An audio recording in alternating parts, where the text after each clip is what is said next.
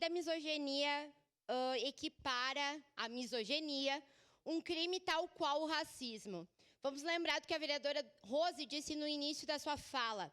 Há pessoas que ainda gostariam de ser racistas publicamente na nossa sociedade. E quem é negro e negra, e aqui falo direcionado ao vereador Lucas, sabe bem disso. Porque a gente é perseguido dentro do supermercado. Por isso que é importante criminalizar. Porque além de ser perseguido, a gente seria chamado de macaco lá dentro.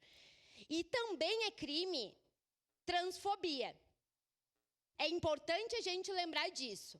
Que agentes públicos têm que ter cuidado com o que falam, principalmente quando não tem entendimento de que transfobia é crime. Gente, não são todas as mulheres que gestam. Há muitas mulheres, e aqui quero falar de mim, inclusive, que faço uso de medicamento contínuo, não podem engravidar. E a gente é menos mulher? A nossa capacidade de ser mulher é reduzida pelo fato de não podermos gerar uma vida? Isso nos torna inferiores? Bom, eu acho que não. O feminismo, ele luta justamente para isso. Para que a gente tenha o amor à maternidade, se a gente quiser, mas para que a gente saiba que não é só a maternidade que nos realiza enquanto mulher.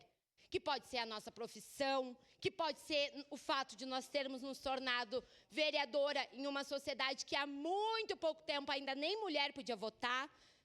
E eu acho que tem mais um ponto que a gente precisa trazer, que aqui dentro dessa casa, em várias outras discussões, eu escuto de todos os vereadores que foram contra a lei da misoginia, que tudo tem que virar crime, que a gente tem que criminalizar, que a gente tem que penalizar as pessoas.